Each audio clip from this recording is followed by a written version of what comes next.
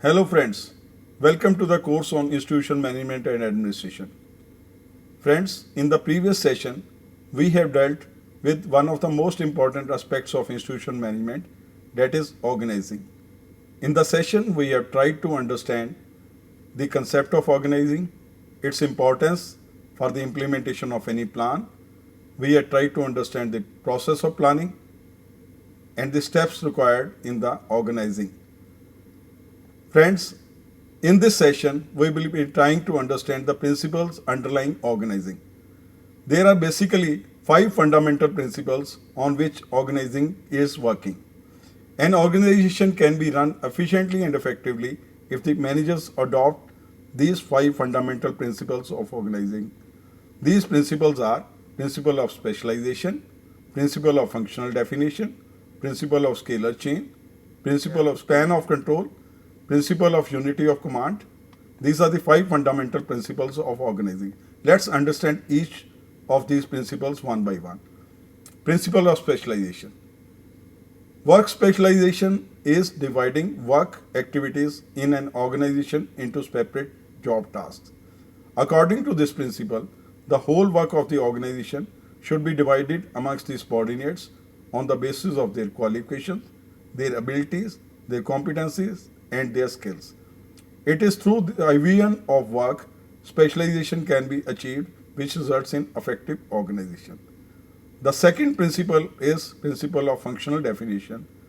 In this principle, we try to understand the chain of command, that is line of authority extending from upper organizational levels to the lowest levels, which clearly identifies who reports to whom.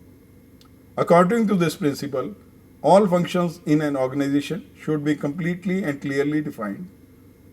This can be done by clearly defining the duties, responsibilities, authority, and relationships of people towards each other. Clarifications in authority responsibility relationships helps in achieving coordination and thereby organization can take place effectively. Clarification in authority responsibility relationship helps in efficient organization. Third principle is principle of span of control. Span of control refers to number of employees a manager can efficiently and effectively manage. According to this principle, a manager should be able to handle what number of employees under him should be decided. Basically, there are 2 types of spans of control. Wide span of control, it is the one in which a manager can supervise and control effectively a large group of persons at one time.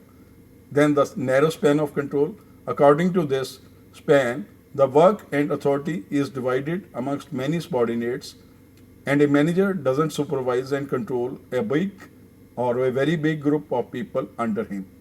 The manager supervises only a selected number of employees at one time. These 2 terms, wide span of control and narrow span of control, are relative terms. Let's understand these terms. Again, an organization where there are 1,000 employees working and a manager is controlling 30. In this case, the span of control is narrow span of control. If the same manager in the other organization is controlling 30 people, but the total number of people in the organization are 100, then it is a wide span of control. So that's the reason it's a relative term. It doesn't define exactly how many employees should be reporting to whom. It is changing from an organization to organization and accordingly the control dealt by the individual manager. Width of span is affected by skills and abilities of the manager, employees' characteristics, their competencies, their skills, characteristics of the work being done, similarity of the tasks, complexity of the task, physical proximity of the subordinates. If the subordinates are at different places, large number of subordinates can be handled by the manager. Standardization of tasks.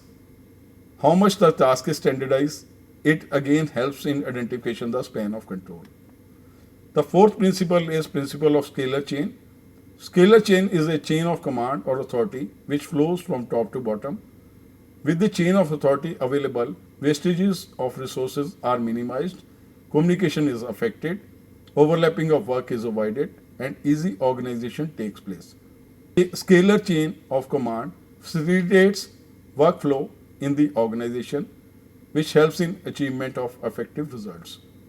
As authority flows from top to bottom, it clarifies the authority position to the managers at all levels, and that facilitates effective organization. And final principle is the principle of unity of command. This principle implies one subordinate, one superior relationship for overall effectiveness.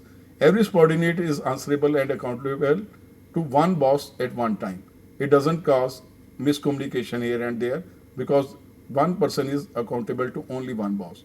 This helps in avoiding communication gaps, and feedback and response are prompt. Unity of command also helps in effective combination of resources, that is physical, financial resources, which helps in easy coordination and therefore effective organization. I am sure these five principles are the basic background of any organization, without which organization cannot function. Unless these five principles are identified in the right perspective, organizing is very difficult in the organization or institution.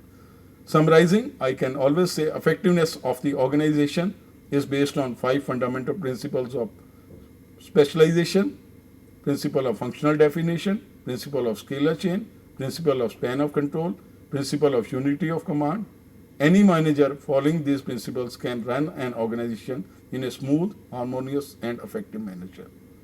So friends, I am sure you must have understood the importance of these five fundamental principles for the effectiveness of any organizing in the institution.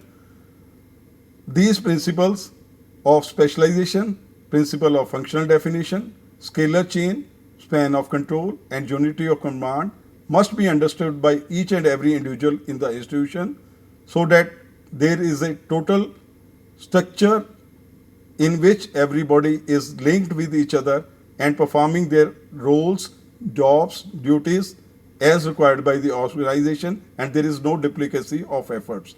Any manager following these principles can run the organization in a smooth, harmonious, and effective manner. That's all I was to deal in this session on organizing principles which are important for the success of any organization. Any queries, any supplementary material, if required, you can always email me on my email address, that is rakeshkwats@gmail.com. Thank you very much.